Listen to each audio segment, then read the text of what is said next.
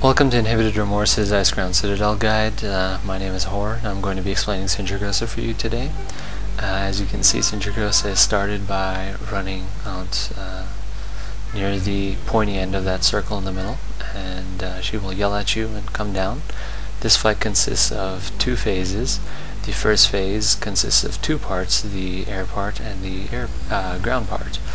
As with any dragon, you don't want to stand behind or in front of Sindragosa, as she has a frost breath and a cleave, and she also has a tail swipe. Frost breath will put a movement slowing effect on the tank and deal damage. Sindragosa has a few unique abilities that set her apart from other fights in the game. One of these abilities is known as Blistering Cold. As you see here, she pulls the whole raid in under her and then subsequently explodes, killing anybody who is close to her while dealing damage. All you need to do here is when you get pulled in, you need to turn around and run away.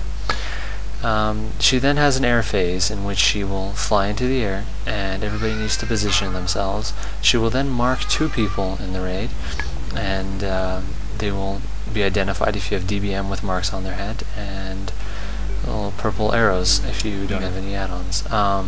What those people need to do is they need to spread out away from the rest of the raid, and they will become frost-tombed. You need to, this part is similar to the Sephirion encounter, where you have to LOS the frost bombs that she drops from the air. If you are too close to the marked people before they get frozen, you will also get frozen, and can cause problems. Basically, the only difference between this air phase and the Sephirion encounter is that with Sindragosa, you actually have to kill the frost tombs. So after she drops her third frost bomb, you want to make sure the frost tombs are both at around 10k, and once the fourth one goes out, you want to kill the frost tombs and free the prisoners. Hitting Sindragosa will cause a stack of Chill to the Bow on you, which will deal damage, so melee need to be careful. And one spellcaster and one healer will receive the Unchained Magic debuff. Basically what this debuff does is every time you cast a spell, it'll give you a stack. And if you go over too many stacks, you explode and die. It's usually we keep it safe at no more than 5 stacks it can be healed through, but ideally you want to have 3 or 4, no more than that. So you cast a few spells, then wait for your stacks to fall off, and then cast more spells. That's most of phase 1. As long as you make sure nobody gets hit by the frost breath other than the tank, and everybody is on top of their game, you will have no problems. Left, blast is left. As you see here, everybody's spreading apart. Far left. How we did the frost tombs was we predefined, Far right. Well, we had a macro that told people if you DBM Deadly Boss Blast marks you with the skull, you move to the right, and if you get marked with an X, you move to the left. How we do it is we have everybody stack up near the middle of the stairs. As soon as the marks go out, everybody else goes to the top, and the two people who are marked spread apart. That way they get frost-tombed, and you'll be fine. I've got a lot of stacks of movement decrease.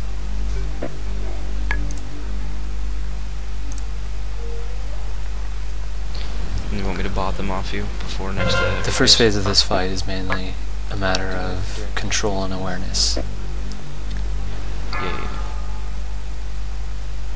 Run away, little girl! Run away. Run away.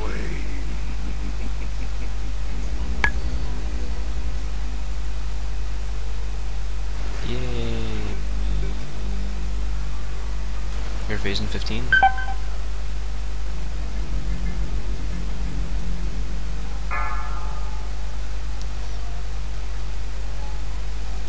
As you can see here, I, the tank, had too many stacks of Frost Breath, and I had a movement debuff, so what I did was I stayed back, let the Frost Tombs go out, and ate some of the Frost Bombs that she was dropping. Watch out for position. You do not want to get frozen under any circumstances. You do not want to have a third Frost Tomb, Ice Tomb come out, because if that happens, you obviously put stress on the strain on the healers and can cause a wipe. I think it's better if Horde was frozen. Stop DPS, stop DPS.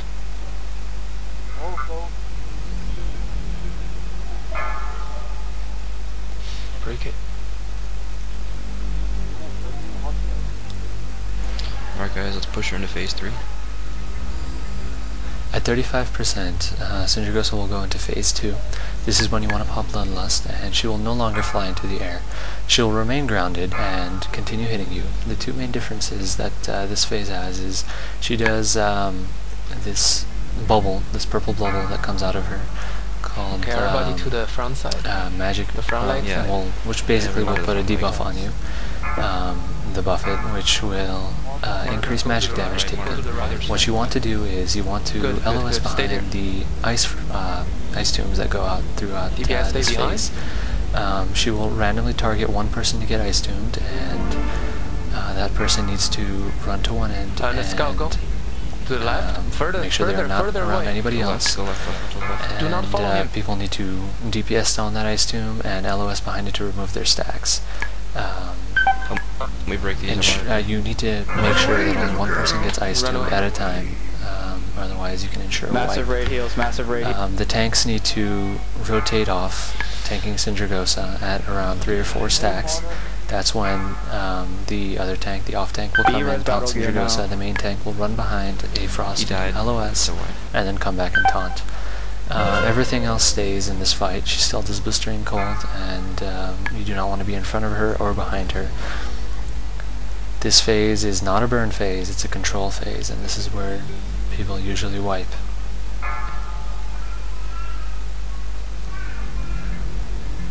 Horde, I'm at 12, 13 stacks. This isn't working. Watch out, Agmar. Thank you for watching this Icecrown Citadel raid guide. My name is Horde. You can whisper me in game on the US Silvermoon Horde side if you have any questions or comments. And that's Skull, go Sindragosa to the left. Skull, go to the left, please. Run. Good job. Pop the first Run one. away, little Run away. girl. Run away.